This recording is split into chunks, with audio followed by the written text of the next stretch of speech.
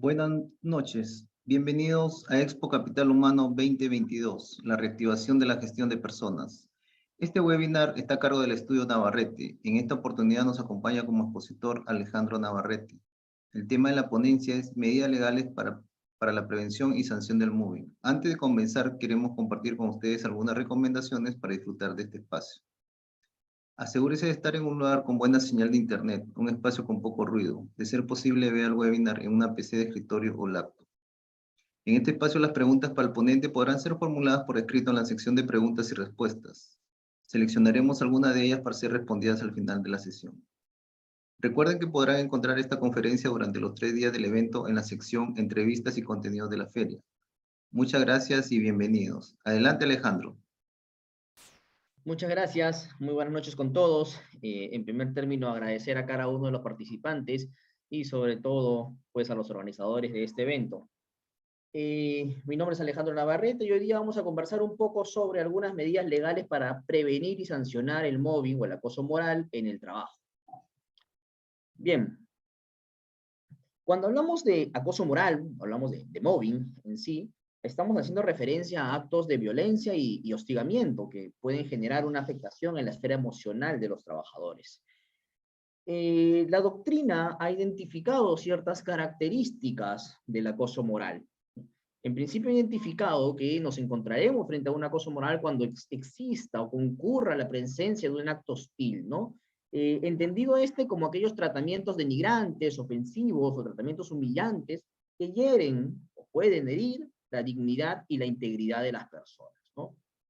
A su vez, también para que se configure un acoso moral es preciso que exista un acto reiterado y sistemático, ¿no? A veces pequeñas conductas de hostigamiento pueden, en suma de todas estas, configurar un acto de hostigamiento, de hostigamiento o acoso, acoso moral, ¿no? Es por eso que se evalúa para la existencia de esta clase de acoso, si es que la conducta ha sido continua, si ha sido prolongada, ¿no? Aunque ciertamente estas características pueden ser atenuadas si es que nos encontramos frente a un acto grave, ¿no? De manera que si hay un acoso moral de relevante gravedad, quizás esta característica de reiterancia no resultará exigible para la calificación como un acto de acoso moral.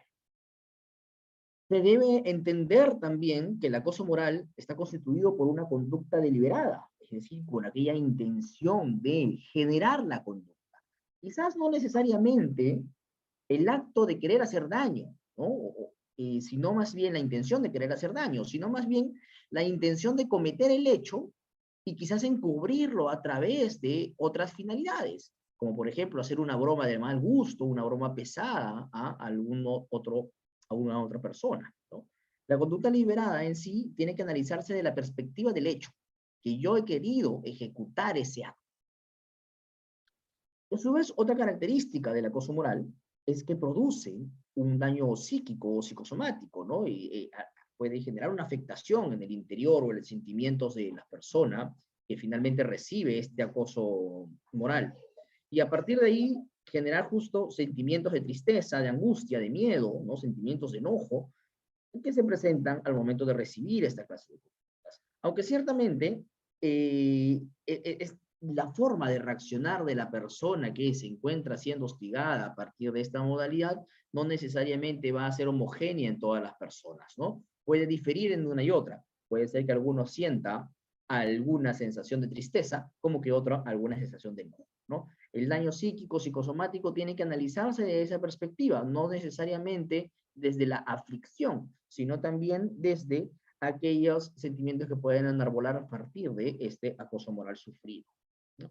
Entonces, para identificar cuándo un acto de violencia o de hostigamiento configurará una situación de acoso moral, es preciso repasar estas características. Cuando copulativamente se presenten estas características y denoten gravedad por la sola comisión del acto o quizás por la reiterancia o lo prolongado en que esto se materializa en el tiempo, se configurará pues un acto de acoso moral. Existen categorías, digamos, para poder identificar el acoso moral o determinadas clases. La doctrina ha identificado al acoso moral Primero desde la posición del acosador y del acosado, y después desde o la calidad de los actos realizados contra él, ¿no? Cuando hablamos de la posición del acosador y del acosado, podemos encontrar hasta tres tipos de acoso moral. El acoso vertical, por ejemplo, que es aquel que se materializa según cuando las personas, acosador y acosado, tienen distintas posiciones jerárquicas, ¿no? Es por eso que puede haber un acoso vertical descendente, en donde es un jefe o un líder el que ejerce finalmente presiones contra otro trabajador subordinado a este, y sufre este trabajador subordinado precisamente de este acoso moral. Puede ser con la intención finalmente de que, o con la intención de ejercer presión a los trabajadores para que estos renuncien, o por lo menos generar aflicciones personales que afecten de alguna manera sus condiciones de trabajo, ¿no?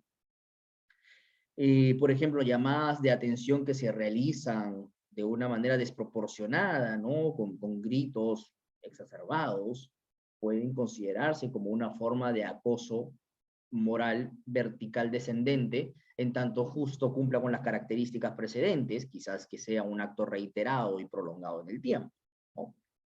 Pero también puede existir un acoso moral vertical de carácter ascendente, en donde es un trabajador subordinado el que ejerce esta clase de acoso a los líderes o a los jefes, situaciones que se pueden dar, ¿no?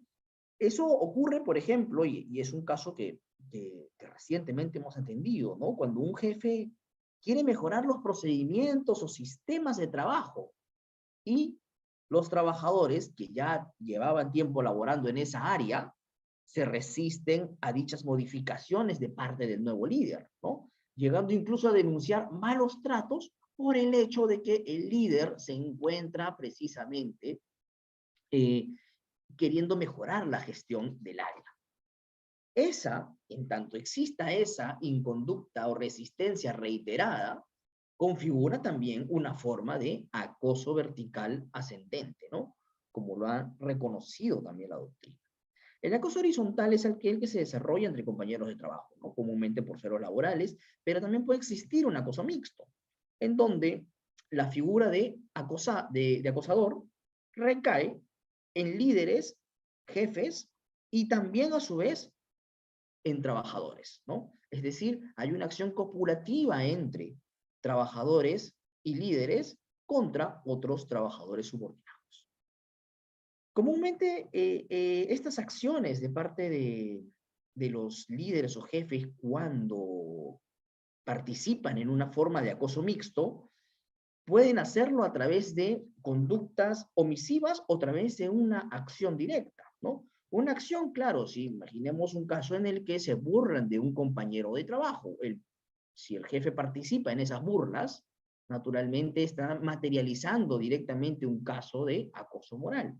Pero si más bien escucha las burlas y simplemente no hace nada, omite en realidad ejecutar o adoptar acciones, está precisamente contribuyendo con su silencio a la configuración del acoso moral, y desde esa perspectiva es un agente mismo activo del acoso moral mixto, ¿no? Situaciones que la doctrina finalmente nos ha identificado. Ahora, el acoso moral también puede verse desde los actos hostiles realizados contra la víctima, ¿no? Hablamos, por ejemplo, de un acoso personal cuando las características del trabajador, sean físicas o sea su comportamiento, generan que otros trabajadores o que los propios líderes realicen malos tratos contra él, ¿no? Humillaciones o burlas quizás. Pero también existe un acoso funcional. Y está comúnmente el acoso, bueno, así como el acoso personal podría materializarse dentro de un acoso vertical, horizontal o mixto, el acoso funcional, en cambio, más bien es un tipo de acoso que tiene un escenario específico de desarrollo dentro de un acoso vertical descendente, ¿no? Porque comúnmente son los jefes quienes ejecutan esta forma de acoso moral. Este acoso funcional implica una modificación peyorativa de las condiciones jurídicas de los trabajadores, ¿no? Por ejemplo, el caso de traslados injustificados de puestos, el caso de modificaciones salariales, de modificaciones contractuales, ¿no? De discriminación salarial, de afectaciones a la categoría. Entonces, esas situaciones constituyen acoso moral. Y también se habla de un acoso organizativo en donde no se genera una afectación a la esfera jurídica del trabajador, pero sí genera una afectación en la esfera emocional del trabajador, como es el caso del aislamiento, ¿no? Una persona que no se le cambia de categoría, no se le reduce la remuneración, no se le cambia de puesto, pero simplemente se le combina a realizar sus labores aislado, fuera de todo el área de trabajo, de todo el grupo humano, ¿no? Cuestión bastante relevante en estos tiempos. Entonces, esa clase de trato de aislamiento, tratos desiguales, ¿no? Las interrupciones en las redes de comunicación, el hecho de no garantizar el derecho a la ocupación efectiva, constituye formas de acoso organizativo. No desconozco tu categoría, no desconozco tu puesto, no desconozco tu remuneración, pero simplemente no te encargo funciones. Eso implica una afectación al derecho a la ocupación efectiva y a la vez constituye un acoso organizativo, como lo ha definido la doctrina. Reconociendo entonces la existencia de estas modalidades de acoso moral, es preciso tener en cuenta que el empleador sí está obligado a, dentro del centro de trabajo, adoptar acciones para prevenir y sancionar a su vez el acoso moral. Primero partiendo que ninguna relación laboral puede afectar o limitar el ejercicio de los derechos constitucionales. Y dentro de esto, teniendo en consideración que los actos de acoso moral generan una afectación a la buena reputación, al honor, a la dignidad como valores constitucionales, ciertamente dentro de la organización, el empleador tiene que velar porque dichos derechos se respeten. ¿Sí? De manera que en el entendido que ninguna relación va a limitar el ejercicio de derechos fundamentales, el empleador es un sujeto activo para garantizar que los trabajadores gocen de un ambiente de trabajo adecuado que, a su vez, haga tutele, proteja su dignidad, su buena reputación y su... Pero además también, y hablando de diversas disposiciones positivas en nuestro ordenamiento, el artículo 56 de la Ley de Seguridad y Salud del Trabajo reconoce el deber que tiene el empleador de prever que las exposiciones a los agentes psicosociales no generen daño a la salud de los trabajadores. Y si entendemos que el acoso moral es una forma de riesgo o es un riesgo psicosocial, lógicamente el empleador debe de prevenir porque se materialicen un daño a partir de dichos agentes, ¿no? Y eso va de la mano también con lo establecido en el reglamento mismo de la Ley de Seguridad y Salud del Trabajo, en donde el artículo 77 ha reconocido que el IPRC debe de contemplar también los riesgos psicosociales y como tal los riesgos de posible acoso moral. A su vez, el artículo 103 del mismo reglamento también contempla que el empleador debe de realizar actividades de vigilancia ante factores de riesgo psicosociales. Y para que no quepa duda en realidad de esta regulación y esta obligación de seguimiento o vigilancia que tienen los empleadores en relación al acoso moral, el reglamento de la Ley de Salud Mental también ha contemplado una obligación para las organizaciones. Y es que en esta se establece que el empleador debe de establecer normas organizacionales para prevenir el acoso laboral. Entonces, vemos que existe incluso una norma que en concreto obliga a que los empleadores establezcan políticas, directivas o cualquier clase de norma o documento de gestión interna con el fin de prevenir el acoso laboral.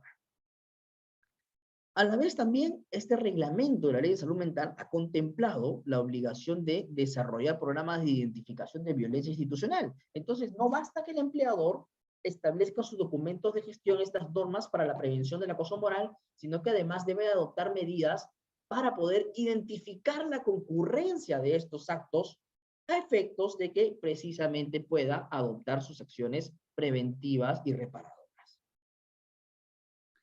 Entonces, nuestro ordenamiento jurídico, incluso desde la Constitución hasta las normas positivas y reglamentarias que antes hemos visto, reconocen la obligación de los empleadores de contemplar precisamente medidas activas a efectos de prevenir y sancionar el acoso moral. La doctrina ha reconocido a partir de dicha situación también que existen 3 niveles de tutela en el marco del acoso laboral. en sí una tutela preventiva, una tutela administrativa y una tutela también reparadora. Hablando de la tutela preventiva, se ha identificado que a nivel institucional existen tres clases de acciones que podrían adoptarse, ¿no? O tres grupos de acciones, mejor dicho, que podrían adoptarse, ¿no? Y por eso se divide entre prevenciones primarias, prevenciones secundarias y prevenciones terciarias. Cuando hablamos de prevención primaria, se hace referencia a la necesidad que las empresas o las organizaciones adopten políticas antiacoso en sus documentos de gestión, precisamente. Una medida preventiva eficaz implica que exista un compromiso real de las organizaciones a través de sus políticas internas de respetar la dignidad de los trabajadores y como tal adoptar medidas antiacoso, ¿no? Antiacoso. Eso puede establecerse bien en códigos de conducta, cuando hablamos de empresas de nivel macro, ¿no? O en todo caso en cualquier clase de documento de gestión interna. Pero eso tiene que venir de la mano también con una capacitación tanto a los trabajadores como a los líderes. A los trabajadores para que puedan identificar cuándo se encuentran ante una situación de acoso moral y saber a dónde pueden recurrir ante una forma de acoso moral. Porque la primera línea, digamos, de acción que va a evitar que estas situaciones puedan propagarse dentro de las organizaciones son los empleadores. Entonces los empleadores precisamente tendrían que informarle a los trabajadores a dónde podrían recurrir en caso sufran de un acoso moral. Es decir, podrían, o deberían, mejor dicho, informarles cuáles son los canales de denuncias para poder contemplar o hacerle frente a esta clase de situaciones, ¿no? Pero también es una capacitación que debería de desarrollarse a los líderes, a los jefes, porque una de las formas de hostigamiento o de acto de acoso moral, digamos, de mayor preponderancia, es el acoso laboral vertical descendente, ¿no? Como antes lo hemos conversado. A la vez también es preciso que las organizaciones establezcan procedimientos de denuncias, ¿no? Procedimientos en donde, en efecto, puedan desarrollar, primero, cuál es el canal de comunicaciones para poder, o el canal de denuncias para poder poner en conocimiento un acto de acoso moral, y además también cuál va a ser el procedimiento de investigación, que tiene que ser de oficio, para poder evaluar la concurrencia de este acto y tomar una decisión. De hecho, hablando en términos generales sobre hostigamiento, tenemos una norma bastante específica en lo que es materia de hostigamiento sexual, ¿no? Que nos muestra la importancia de tener que establecer medidas específicas en relación a determinadas formas de acoso con la intención de que éstas no puedan finalmente propagarse en el marco de las organizaciones o en el interior de las organizaciones.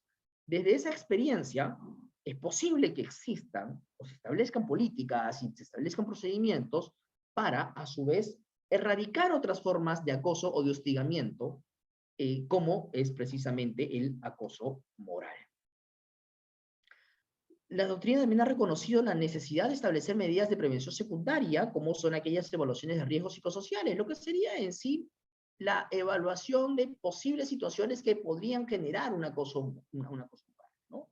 Hacer investigaciones a efectos de que los empleadores puedan identificar qué forma de acoso moral ha concurrido antes en mi organización y adoptar medidas afirmativas para evitar que estas situaciones se repitan. Es que recordemos que una forma de acoso moral podría ser encubierta a través, ciertamente, de burlas, a través de supuestas bromas a otros trabajadores.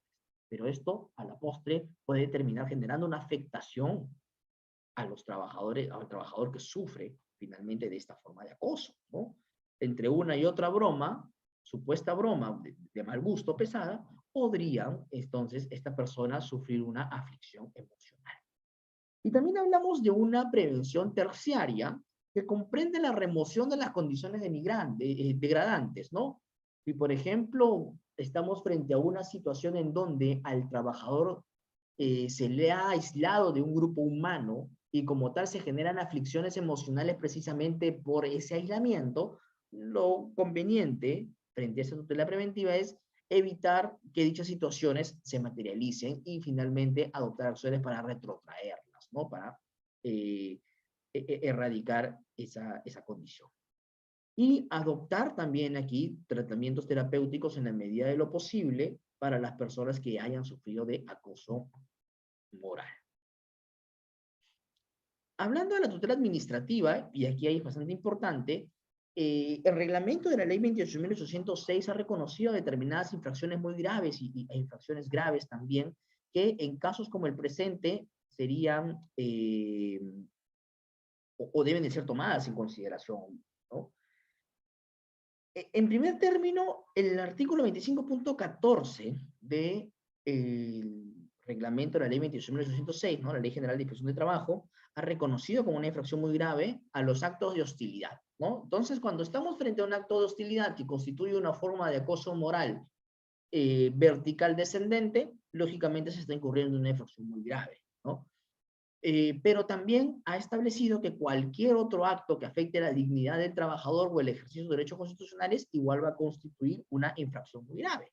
Entonces, no solamente el acto de hostilidad, expresamente identificado en el artículo 30 del Decreto Supremo 00397-TR, va a configurar un acoso moral y va a configurar una infracción muy grave, sino también cualquier otro acto que vaya a afectar la dignidad del trabajador. Entonces, desde esa perspectiva, cualquier otra forma de acoso moral que no necesariamente se subsuma dentro de las causales de actos de hostilidad reconocidas en el artículo 30 de la Ley de Productividad, constituirá a su vez infracción muy grave.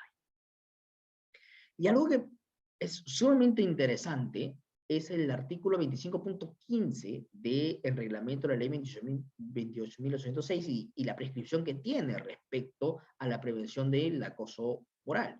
Específicamente señala que constituye una infracción muy grave no adoptar las medidas necesarias para prevenir o cesar los actos de hostilidad, así como cualquier otro acto que afecte la dignidad del trabajador, trabajadora o el ejercicio de derechos constitucionales. ¿Qué quiere decir esto?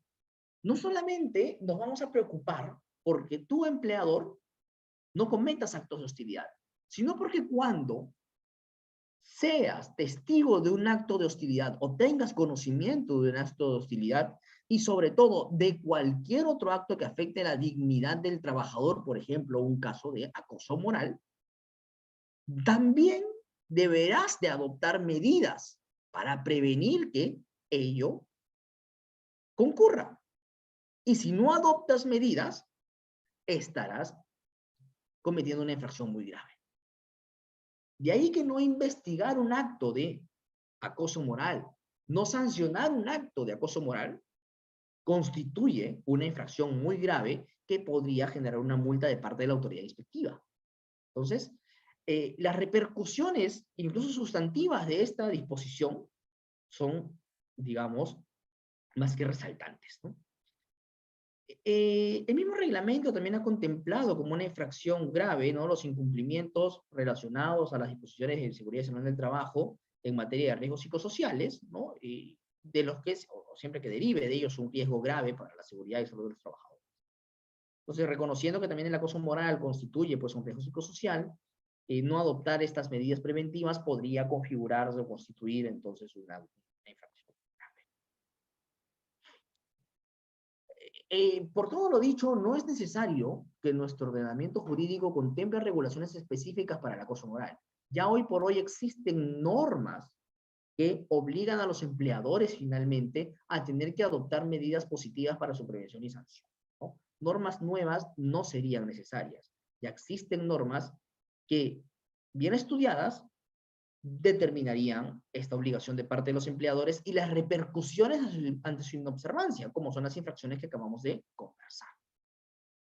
También hablando de acoso moral, existe, o nuestro ordenamiento jurídico reconoce una tutela reparadora, ¿no?, específicamente a través de la vía judicial laboral. Hay que reconocer que las conductas de acoso moral constituyen conductas que, bien evaluadas, calificarían como actos de hostilidad.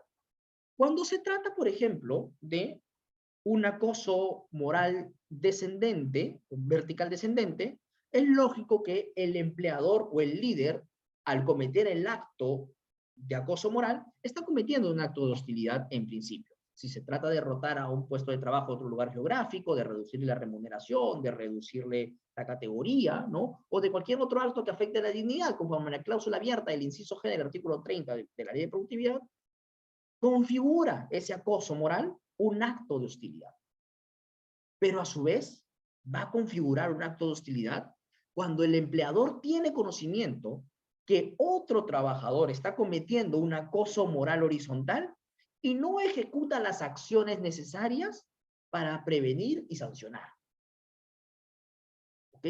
¿Por qué? Porque esa circunstancia se subsumiría en el inciso G del artículo 30 de la Ley de Productividad. Entonces, aunque el empleador no haya sido el sujeto activo en el acto de acoso moral, no haya sido quien en concreto haya hecho o ejecutado el acto, igualmente, al tomar conocimiento de esto, podría ser responsable de un acoso moral horizontal, si es que no adopta las medidas de prevención y sanción adecuadas. Cuando ello ocurre, al configurarse entonces un acto de hostilidad, el trabajador tiene la opción de solicitar judicialmente el cese de actos de hostilidad o, en todo caso, resolver el contrato y solicitar judicialmente la indemnización por despido arbitrario, y sumado a esto, si hubo una aflicción moral grave, podría solicitar una indemnización por daño moral. Entonces aquí se presenta otro nivel de contingencia para los empleadores. Ya hemos visto un nivel de contingencia administrativa a partir finalmente de la configuración de infracciones graves y muy graves, pero también encontramos un nivel de contingencia laboral o judicial laboral. Desde esa perspectiva, entonces, el empleador debería de adoptar medidas para tutelar preventivamente el hostigamiento o el acoso moral. Caso contrario, se aperturan las posibilidades de infracciones y también las posibilidades de procesos judiciales que podrían generar cierta contingencia a las organizaciones. A partir de aquí, y de todas estas reflexiones, y el repaso rápido que hemos adoptado sobre este tema, ciertamente es bastante amplio, me permito brindarles dos recomendaciones finales, ¿no? Primero, que es conveniente que las organizaciones adopten medidas para la prevención del acoso laboral, del acoso moral en específico. Y estas medidas tendrían que estar compuestas por capacitaciones, por actividades de difusión, ¿no? Y también por evaluaciones periódicas. Capacitaciones para todos los trabajadores y para los líderes, para que puedan identificar los actos de acoso moral y también los canales de comunicación y de denuncia cuando sufran alguno de estos. Las actividades de difusión que tendrían que hacer periódicamente las organizaciones, enviando correos electrónicos, comunicaciones, entre otros, para que sepan identificar también los actos de acoso moral y contrarrestarlos, adoptar medidas efectivas para que esto no se genere dentro de las organizaciones. Y evaluaciones periódicas para poder identificar si es que se han cometido o no actos de acoso moral en mi organización y adoptar medidas específicas en relación a dicha materia o a dicha forma de acoso que se pueda haber presentado. Y también es conveniente, en función a la normatividad antes desarrollada, establecer un procedimiento de investigación y sanción, ¿no? Que contemple en principio medidas de contingencia emocional. Por ejemplo, podrían establecerse la posibilidad de que la persona acosada tenga un tratamiento psicológico, un tratamiento médico frente a esta situación, medidas de protección para evitar que finalmente siga teniendo contacto quizás con la persona acosadora. Y además también contemplar un procedimiento de investigación y sanción que involucre un impulso de oficio, en donde el empleador evalúe e investigue en la concurrencia de este acto, recogiendo las pruebas que finalmente se requieran a efectos de poder concluir su concurrencia. Hechas estas precisiones, ha sido un gusto en realidad compartir con ustedes algunas ideas en relación al acoso moral en el trabajo, y aunque digamos, no sea una materia ampliamente difundida, creemos que es sumamente importante adoptar acciones para su prevención y sanción. Bien. Entonces, eso es todo. Muchas gracias en realidad por su participación. Le doy la palabra en esta ocasión a Luis Cabrera. Ok, muchas gracias a nuestro ponente y al público participante. Antes de retirarse de la sala, los invitamos a visitar los 60 stands especializados en gestión humana que tenemos preparados para ustedes en la feria. Los invitamos a nuestro siguiente webinar. Gracias, Alejandro. Buenas noches. Hasta luego. Gracias.